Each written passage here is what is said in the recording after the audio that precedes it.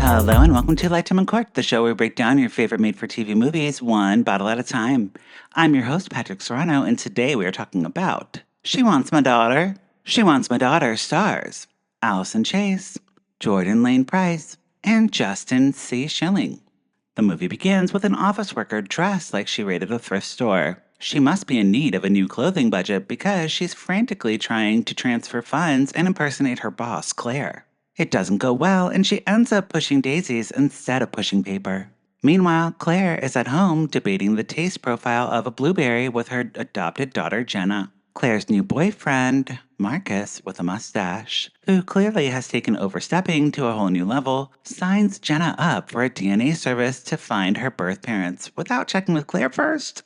Because who wouldn't want an unsolicited family reunion? Claire reacts not great and says the birth mother has a history of violence. She disapproves of the reunion, leading us to believe the family tree has some very shady branches. The mother-daughter relationship between Jenna and Claire is strained. Claire even bakes cookies and they still can't get along. Meanwhile, the work drama's heating up because that office worker with the monies has gone on a siphoning spree and wiped out millions. Cue Claire's deep voice security chief, Lenny, who sounds like he swallowed a tuba. He lectures on PCI compliance and offers to run a background check on Jenna's birth mother, Sarah. Suddenly, Sarah, Jenna's biological mother, pops up like an unwanted Facebook friend. She flaunts her 5-year AA chip for proof that she has her life together. Jenna invites Sarah to stay over for dinner, much to Claire's horror. Claire fails to mask her anger over Sarah saying Marcus is too young for her, and you can practically hear her eyes roll when Jenna and Sarah bond over music. And they're like, "Do you listen to music? So do I." Oh my god. Wow. It's groundbreaking stuff, folks. Claire's disapproval reaches new heights when Sarah suggests ditching school for a shopping spree at the mall. Claire goes into full mom mode, telling Jenna to go to school, and then they get into a snark off with Sarah. It is an incredible scene. It's incredible. Jenna doesn't come home after school, and after a ridiculously long phone call featuring Lenny's intelligible advice, thanks to that low bass, they decide the best course of action is to do nothing. Jenna and Sarah waltz back in from a concert like they didn't just break basic parental guidelines. Let me know where you're going. Claire threatens to get a restraining order against Sarah and grounds Jenna for lying. She grounds Jenna for life. Marcus jumps in to chill her out and be that funny/supportive boyfriend, even though he's kind of starting his own family feud. Lenny is doing door-to-door detective work and finds someone named Ezra dead. He announces his discovery in a voice that makes him sound like he's narrating a sleep podcast.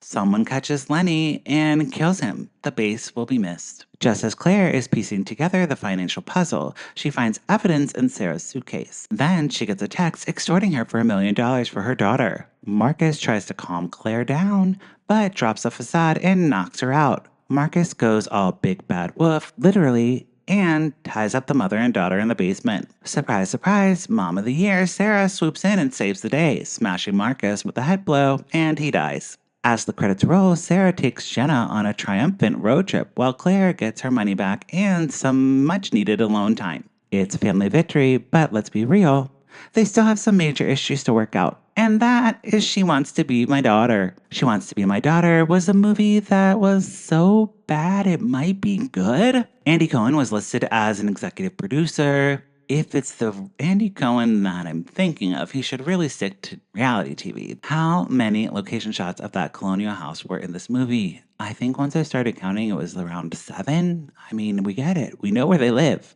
Marcus was such a weird character.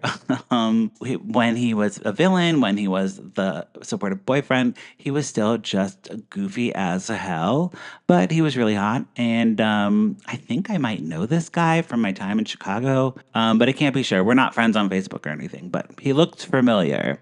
Wow, this movie was insane. I just need to know what y'all think. This movie had 4 kills, and I would put a cork in it, but maybe I would pour it up. I don't know. That's it for this week. Let me know what you think about the movie in the comment section below and follow the show at Lifetime Uncorked. You can also follow me at Patrick McCall. Lifetime Uncorked is a podcast with hundreds of episodes recapping Lifetime movies. Listen wherever you get your podcasts and visit lifetimeuncorked.com for full reviews. If you like this episode, please leave me a tip on Ko-fi, buy me a glass of wine, and I'll keep watching Lifetime. That's it for this week. We will talk to you next time. Bye!